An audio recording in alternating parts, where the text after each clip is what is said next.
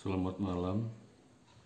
Assalamualaikum warahmatullahi taala wabarakatuh. Salam sejahtera buat kita semua. Pada malam hari ini saya ingin bercerita tentang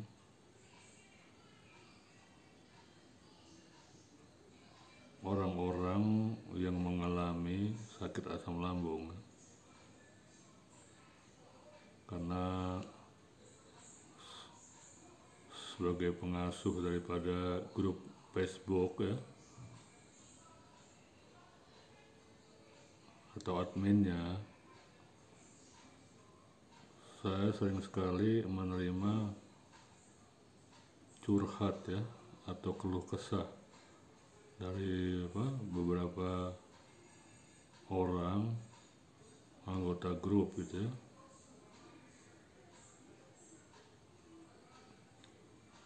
Ada beberapa kasus yang menarik di sini, yang memang langka tapi ada gitu ya, langka tapi ada. Itu salah satunya akan saya ceritakan di sini gitu ya, bahwa ini terjadi pada sebagian kecil orang gitu ya, tidak semua. Seperti yang saya uraikan pada video yang lalu, itu ya tergantung dengan daya tahan tubuhnya sendiri gitu ya. Jadi memang ada orang yang merasa bahwa dirinya berbeda gitu ya dengan orang lain. Walaupun kita ajak ngobrol-ngobrol misalnya, dia normal gitu ya, nyambung biasa, nggak ada masalah gitu ya. Tapi pada dirinya sendiri itu dia merasa bahwa seolah-olah dia itu hatinya bisa berbicara gitu ya, bisa berbicara sendiri. Nah, ini yang menjadi masalahnya bahwa bukannya otaknya yang bermasalah, tapi ini sekarang nih dia merasakan bahwa hatinya itu bisa bicara gitu. Dan bukan hanya bicara, tapi hatinya itu bisa mengatur tindak tanduk dia gitu ya. Nah, ini yang jadi masalahnya gitu. Jadi misalnya gini ya, misalnya dia mau sholat, itu ketika dia mau ruku gitu ya, itu oleh hatinya itu dicegah gitu ya, tidak boleh gitu. Jadi akhirnya dia berdiri gitu ya, sholatnya berdiri gitu, nggak ada ruku lagi gitu ya. Kemudian dia merasa bahwa dirinya itu lebih pintar dari orang lain gitu. Jadi orang lain itu dianggapnya hanya otaknya itu kecil lah dibandingkan dengan otak dia gitu ya. Kemudian satu lagi dia merasa dari sisi kebatinan misalnya itu dia merasa lebih kuat gitu loh daripada orang lain gitu. Contohnya misalnya dia diajak ke alternatif gitu ya, dia tanya siapa namanya alternatif itu, si A misalnya kan. Nah, terus dia bilang, oh si A itu ilmunya itu dari sini, saya ini lebih paham daripada dia. Jadi untuk apa ngajak saya ke sana, nggak ada gunanya gitu. Nah itu salah satunya ya. Tapi itu memang apa yang dia katakan tuh kadang-kadang betul gitu ya, betul gitu. Satu lagi misalnya ya, dia bercerita mengenai penciptaan bumi dan langit ini ya. Dia bercerita tentang apa, ruang angkasa segala macam, tentang kenapa munculnya nabi dan lain-lain. Nah itu ceritanya itu nyambung gitu ya, nyambung sekali gitu ya. Jadi kalau dia merasa bahwa dirinya lebih pintar dari orang lain itu betul gitu ya, karena apa yang dia ceritakan itu memang kenyataan gitu ya, kenyataan. Demikian ya. Tapi itu bukan termasuk dalam artian dia itu sudah gila, bukan ya, bukan gila gitu ya. Jadi memang suatu keadaan ya, kejiwaan yang membuat dia begitu gitu ya. Walaupun keluarganya sendiri mungkin sudah menganggap dia gila gitu. Gitu ya. Jadi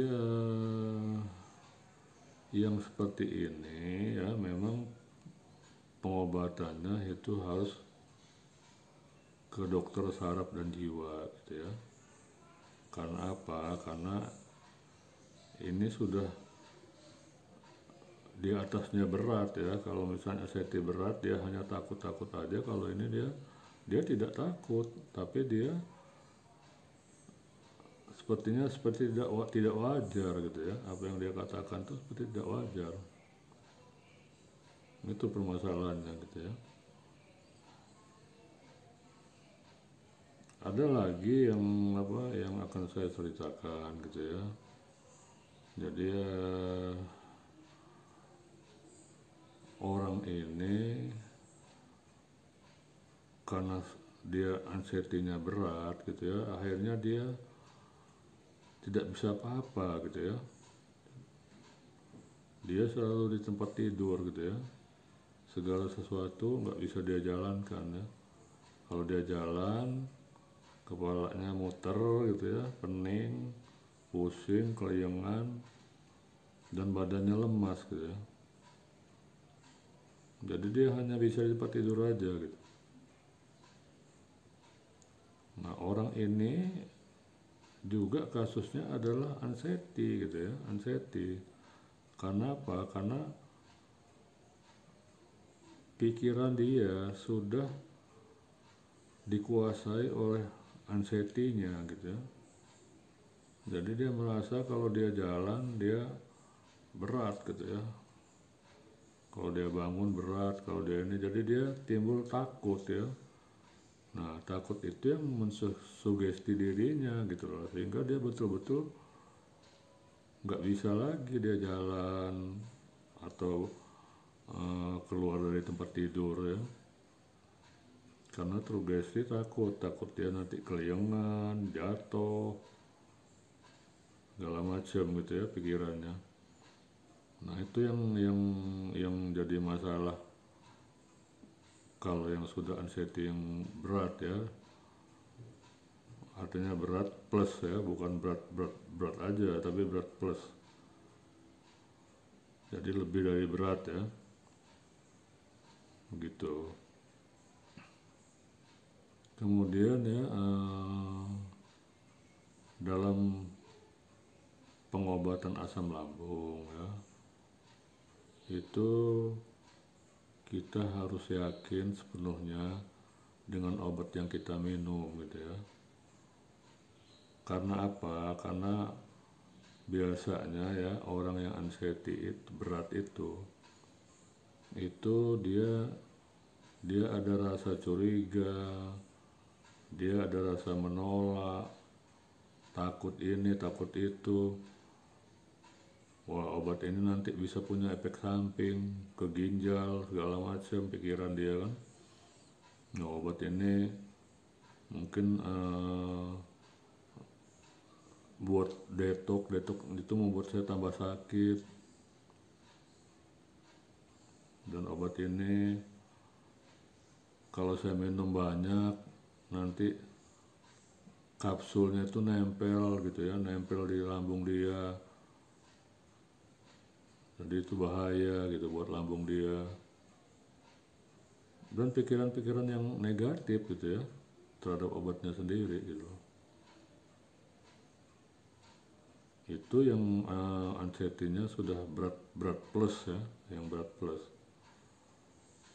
Jadi memang untuk yang kasus penderita asam lambung seperti ini ya, memang kita harus pelan-pelan gitu ya, pelan-pelan kita memberikan dia pengertian-pengertian ya, sehingga dia masuk di akal dia gitu loh, sehingga dia mau berobat, mau minum obat gitu ya. Karena memang orang yang anxiety berat, dia itu dipengaruhi oleh pikirannya yang negatif gitu ya. Jadi dia negatifnya itu bukan hanya kepada diri dia, tapi juga kepada obat yang diberikan kepada dia gitu. Dia sudah negatif thinking duluan ya, gitu. Jadi saya rasa begitu saja malam ini yang bisa saya sampaikan. Cerita-cerita mengenai beberapa kasus yang terjadi pada orang yang mempunyai anxiety yang berat plus gitu ya. Semoga ini bisa bermanfaat serta bisa menambah wawasan. Salam sehat dan tetap semangat. Wassalamualaikum warahmatullahi wabarakatuh.